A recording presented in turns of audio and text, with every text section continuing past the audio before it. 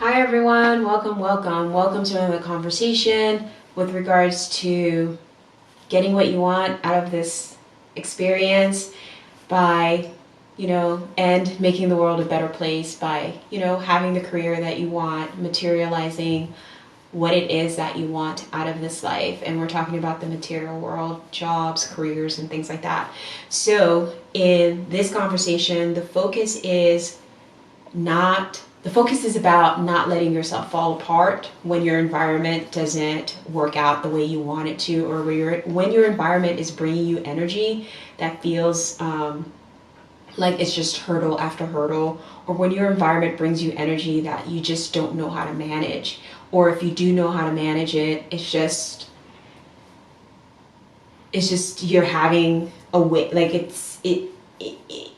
it's sometimes the environment brings us energy that either can help us to bring the pieces of ourselves together, help us recognize ourselves in a different way, help us change, transform in the way that we want to, maybe on a subconscious level that we're avoiding. And sometimes the energy comes in and it completely tears us apart. So this is about figuring out where you're at in this moment and using the energy to create the path that you want in your life. And again, it's about you creating the rainbows for yourself, you creating the path.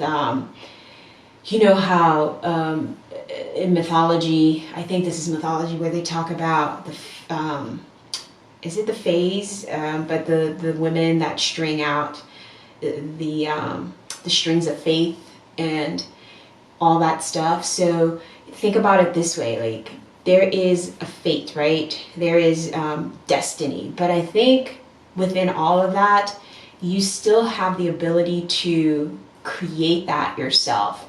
And when you don't have that ability to create it, it's like you can be in a space of order versus chaos. And chaos comes in to kind of move you out of your comfort zone. And so that could be in a time where it's completely breaking you apart and you have to reconstruct yourself.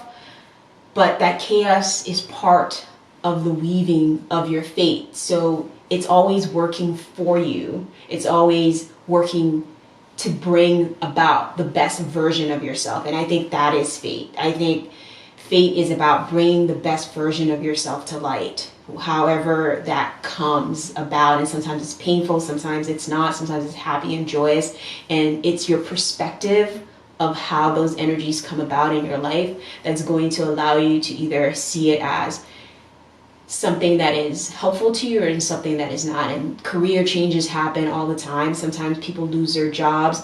Sometimes you are in a space where your job is no longer relevant. It's been replaced by AI. I mean, for some of us, that's not happening, but it can happen. It's been replaced by automation. It's been replaced by the machine, the industrial revolution, where things were replaced. People used to do them, but a machine started to do them. And so there's a progression that happens. And I think it is always good sense to take into account that things do progress, things do change, and how do we manage those changes when they happen into our lives? Do we allow them to tear us apart, or do we allow them to teach us? Do we make it a teachable moment that allows us to say, okay, this is what my environment is putting out at me, so how do I manage this in a way that is helpful to me? And what that does is it improves your magician abilities. The other day I was thinking about the magician in the tarot cards, right? Because I like tarot. I've used it as a spiritual tool for myself in discovering and helping me to discover the best versions of myself, or the best version of myself. And it was a really good tool, and I recommend it for retrospective self-analysis. And I was thinking about the magician and the fool. On a side note, the fool is the number 0. It's the beginning, it's the nothing, it's everything. And once the fool decides to jump off the cliff, it manifests. The energy of the magician manifests. And the energy of the magician is someone can be like, well, the negative aspects is that it's a trickster, and the positive aspects it's creative. It's able to go into its environment and create something through different modalities, right? And so in front of the magician are the tools that the magician can use. In the tarot, one of them is the wand, which is your physical energy, what drives you, what you do with your energy.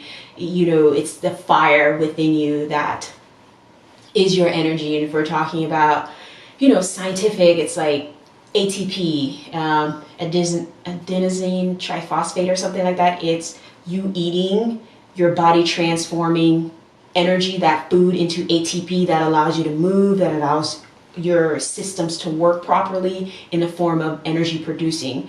And so it's like that. It's that energy that allows you to do everything. Get up in the morning, take actions, decide to go to your job, what you do at your job, things like that. So it's those kinds of energy. And then you have the intellectual energy, which is the sword energy. It's your mind, it's the ideas you process, it's the information you process, it's the thoughts that come into your head, it's the information that you take in, it's the information that you produce, the information exchange between your reality within your head, your external reality. And then you have the cups, the emotionals. What emotions do you attach to those thoughts and those ideas? How does your emotions drive you to act? How do you receive information from an emotional perspective? How does it drive your intellectual processes? The emotions and the thoughts, they're very connected to me. And those two will always help you, guide you to take actions necessary in your life. And then you have earth energy. What's solid in your life? What do you hang on to? What can you set as a foundation, or what can be your trap with regards to your ability to grow, your ability to adapt and change your reality, change your perspective? And I think of the magician energy in that way. And some of us are in the wands energy. We do. We constantly are doing. Some of us are in the intellectual energy, where we're intellectualizing things, we're critically analyzing things, we're having those dialogues within ourselves and our environment. We're philosophical, we're ideas people, we're able to communicate that within and have a dialogue with others. That cup energy, or that feeling energy, we feel anything, we sense it. We may not be able to communicate what we sense, but we feel it. Like, you can read a person's emotions. I'm like that. Like, I can read people's emotions. I can read what's behind the words, because you have the emotions, but there's the feelings behind those emotions. I can read that. It's weird, and it's, I don't know, some people might say it's creepy, but maybe I'm making it up. I don't know, but ever since I can remember, I can see behind the veneer of people's motivations when it comes to their feelings.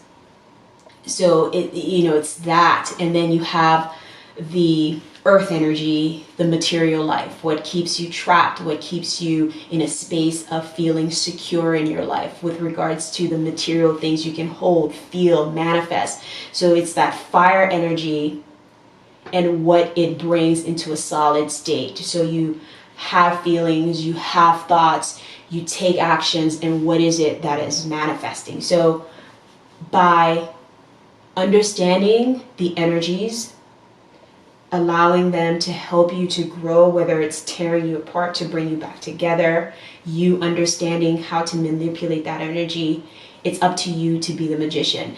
And when you have the world at the palm of your hands, which is the last card in the tarot, number 21 of the major arcana cards, what it allows you to do, or what I sense from it, is that you've mastered your earth energy, you've mastered your wand energy, you've mastered your air energy, and you've mastered your cup energy. So you've mastered your energy with regards to how you direct your energy, how you apply it, what you allow it to create for you.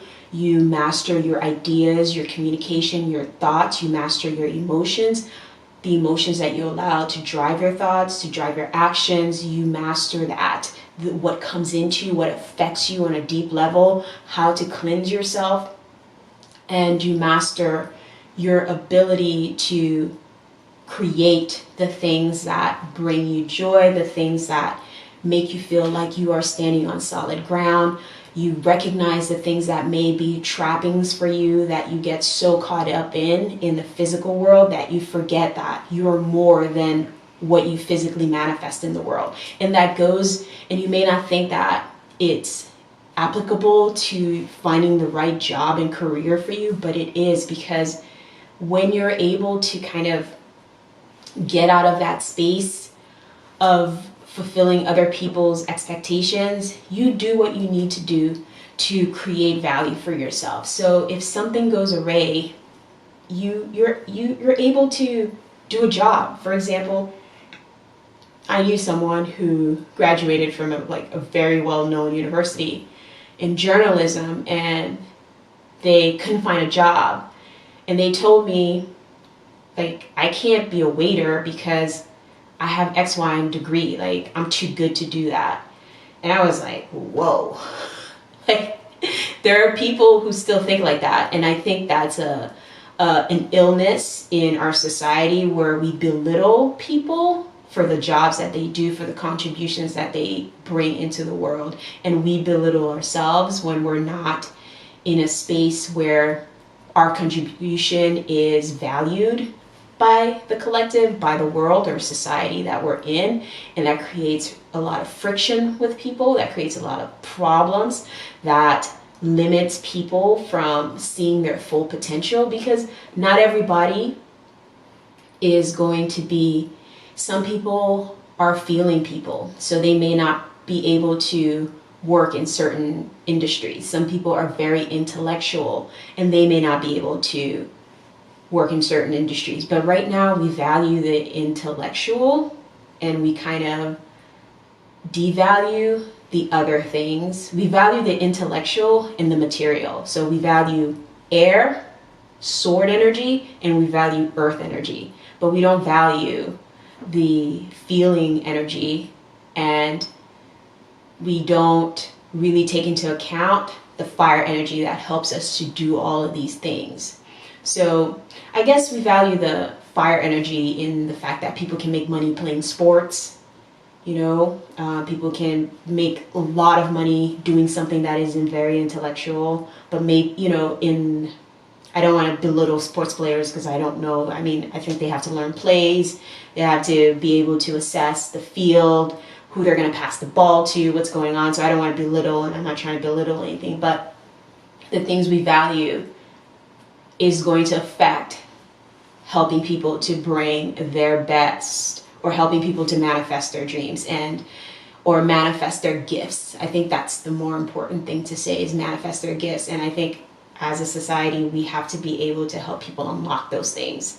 And if you unlock it within yourself, then you're more likely to help someone unlock it within themselves through the support that you give, through the understanding and compassion that you provide them when they're trying to express their needs and their gifts in the world. And what that does is it frees you from your past, it frees you from your failures, it frees you from thinking you're not good enough, it frees you from thinking like you haven't brought value, especially if you've had. And I say this I've said this in my other videos, if you are out there doing something to bring value to yourself, to bring value to the world, you're taking care of yourself, and you're not waiting for somebody to take care of you, no matter what you're doing, you're bringing value to the world. So, and if you're not, like if you're on your couch watching TV all day and you're not doing anything and you're waiting for, I don't know, whatever aid, whatever, thing to come to you, then I think you're going to be depressed. You're going to not to like yourself. You're going to feel like a failure. But if you're doing something and you bring value, no matter what it is, you're going to find a way to feel good about yourself, even when the world may not tell you that you should feel good about it. So it's important to contribute to your own ability to take care of yourself. All right?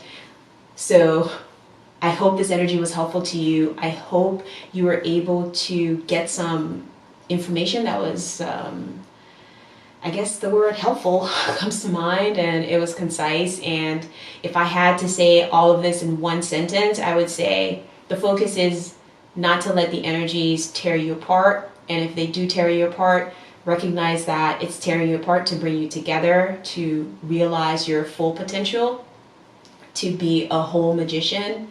And as you do that, you unlock your own genius and you help others unlock their genius. And it frees you from feeling ashamed or feeling like you're not contributing or like you haven't hit a certain level of success in the world because you don't have X, Y, and Z.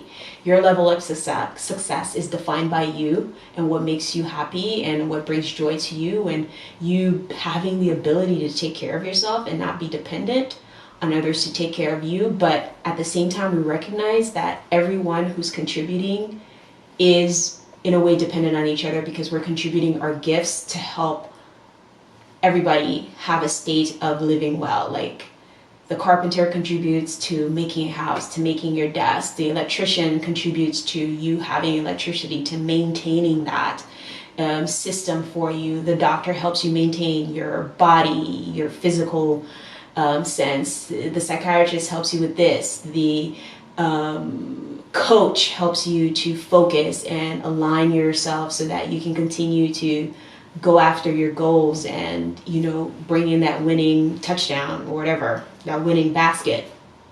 The plumber helps you to, you know, clean your pipes, keep it clean, and so energy flows properly. And that can be a spiritual plumber, that can be a physical plumber, but see these people or see these gifts as contributing to the whole and recognize that they do have value, whether or not science deems it to have value or whether or not society deems it to have value. You need to recognize that it has value in making your life better. And yes, I'm all about science. Yes, I'm all about proving things, but there is also the spiritual aspect that we need to bring into balance and stay away from the extremes of materialism and intellectualism. I don't know if that's a word, but in finding and becoming whole magicians. All right. I hope this energy was helpful. I will talk to you again. I love you so much. Take care of yourself.